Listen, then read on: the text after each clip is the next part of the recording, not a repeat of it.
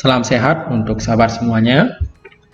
Di SMP kita sudah mempelajari bilangan rasional. Bilangan rasional itu adalah bilangan yang bisa dijadikan dalam bentuk A per B dengan B tidak sama dengan 0. Nah, konsep rasional ini kita akan bahas kembali di SMA dalam bentuk pertidaksamaan, yaitu pertidaksamaan rasional. Sudah pasti nanti pertidaksamaan rasional ini adalah pertidaksamaan dalam bentuk pecahan. Di sini saya, Iwayan Bikin Astre, akan memaparkan lebih jauh mengenai pertidaksamaan rasional satu variabel.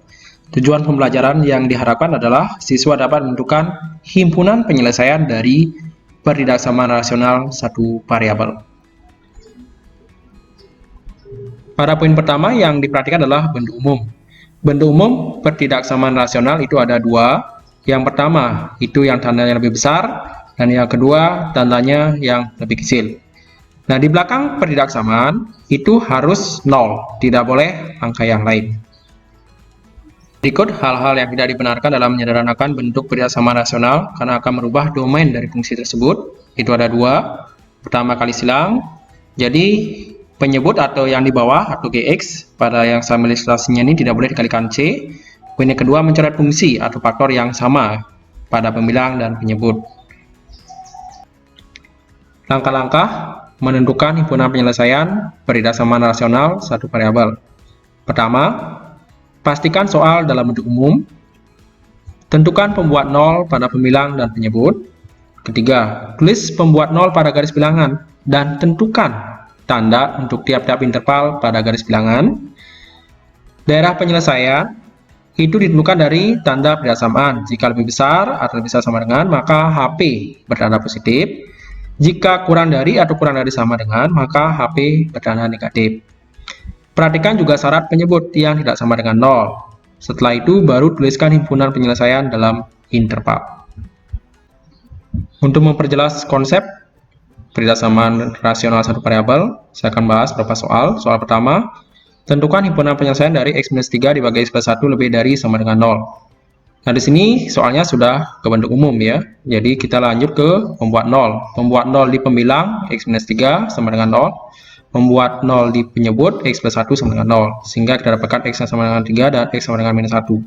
Lalu pembuat 0 di sini kita kondisikan baik pembilang maupun penyebut di masing-masing faktor sama dengan 0. Syarat yang di penyebut x+1 tidak sama dengan 0 ya. Jadi selalu penyebutnya tidak boleh sama dengan 0. Jadi x-nya tidak sama dengan -1. Yang diperhatikan sini ada dua faktor berbeda, kemudian lagi nanti dalam kemungkinan ada 3 faktor ya. Nah, sini saya ambil contoh faktor yang berbeda dulu. Uji titik untuk menentukan tanda pada garis bilangan.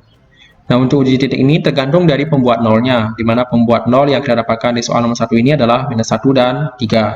Poin yang pertama kita lihat interval yang kurang daripada -1, ambil x-nya yang -2 saja. Uji ke x-3 per x+1 yaitu di soal, sehingga kita dapatkan 5.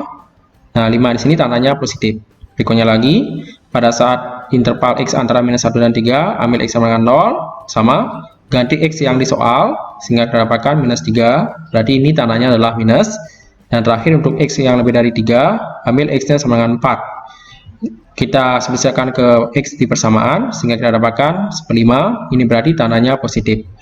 Tempatkan pembuat 0 pada garis bilangan, tempatkan tandanya, kemudian lagi lihat syaratnya, di mana tidak sama dengan -1, jadi di -1 itu bundaran kosong, sedangkan di 3 itu bundaran hitam. Setelah itu lihat pertidaksamaannya, karena lebih besar berarti daerah penyelesaiannya yang bertanda positif, itu kita arsir, sehingga kita dapatkan himpunan penyelesaiannya adalah x kurang daripada -1 atau x lebih dari sama dengan 3. Nah, yang saya tekankan di sini uji tandanya. Nah, tanda positif itu, jadi sini tanda yang kita pentingkan bukan hasil. Jadi pada saat interval yang pertama tidak mesti harus -2 ya, boleh -3, boleh -4, boleh -5. Untuk interval yang kedua juga tidak mesti harus 0, boleh 1, boleh 2. Dan interval yang terakhir juga yang lebih besar dari 3 kan ada 5, ada 6, ada 7. Jadi nggak mesti harus 4, boleh 5 pakai, boleh 6, dan seterusnya. Jadi yang dipentingkan sini tanda dari hasilnya, bukan hasilnya. Nah, untuk memperjelas kembali, kita lihat kembali ke soal nomor 2. Di soal nomor 2 di sini sudah ada persamaan kuadrat. Dan kemudian lagi sudah ada dalam bentuk umum ya. Kemudian lagi kita lihat dulu sama kuadratnya. Jadi difaktorkan dulu sehingga faktornya adalah x plus 3, x plus 3. Setelah faktor kita dapatkan dan sudah dalam bentuk umum, baru menuju ke pembuat nol. Pembuat nol yang di atas yaitulah x sama dengan 5, kemudian lagi pembuat nol yang di bawah. Cukup ambil satu saja. Jadi kalau ada faktor yang sama cukup ambil satu saja. Sehingga pembuat nolnya yang di bawah itu adalah x sama dengan minus 3. Demikian juga syarat, karena syaratnya ada yang sama, cukup ambil satu saja juga. Jadi x tidak sama dengan minus 3. Jadi yang diperhatikan sini adalah adanya faktor yang sama. Bagaimana dia mengambil pembuat nolnya dan syaratnya. Berikutnya lagi uji tanda. Nah, pada saat uji tanda, di sini ada pembuat nol ada 2, yaitu minus 3 dan x sama dengan 5. Sehingga garis bilangan jadi ada 3 bagian ya. Nah, sini ada x kurang daripada minus 3, coba kita ambil x sama dengan minus 4.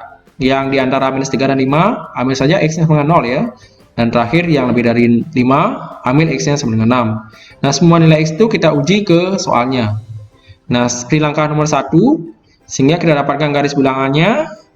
Kemudian lagi, karena tandanya kurang dari, maka himpunan penyelesaiannya berada pada tanda yang bernegatif. Itu yang kita arsir ya, sehingga HP-nya adalah x kurang daripada minus 3 atau x kurang daripada 5. Nah, ini bisa sederhanakan lagi, yaitu HP-nya adalah x kurang daripada 5. Dari contoh-contoh di atas, kita dapat menyimpulkan sebagai berikut. Poin pertama, pembuat nol pada penyebut selalu digambarkan dengan bularan kosong, apapun tanda persamaan-nya, karena dia sebagai syarat. Poin kedua, tanda untuk tiap-tiap interval selalu berselang-seling, positif, negatif, dan seterusnya, jika persamaan memuat faktor linear yang berbeda, yaitu seperti contoh soal nomor 1. Dan terakhir, tanda untuk tiap-tiap interval menjadi tidak berselang-seling jika persamaan memuat faktor linear yang sama, seperti di contoh soal nomor 2. Saya akan tambahkan satu buah soal lain saja. Tentukan HP dari 2x minus 1 dibagi x plus 2 lebih dari sama dengan 1. Nah, di sini soalnya belum ke dalam bentuk umum. Jadi saya pandu bagaimana menjadikan dia ke dalam bentuk umum.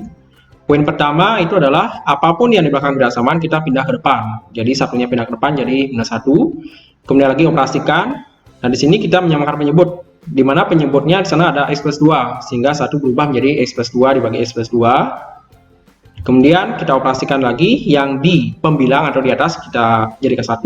Sedangkan penyebutnya cukup ditulis 1 saja.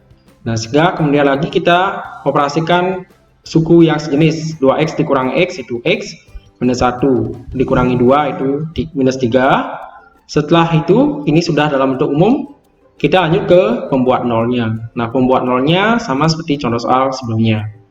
Nah, silakan coba dulu kerjakan secara mandiri. Nah, di sini dipaparkan juga sampai akhir ya jawabannya. Jadi kalian silakan cocokkan apakah jawabannya benar atau salah. Demikian video ini saya buat. Semoga bermanfaat buat kalian dalam memahami konsep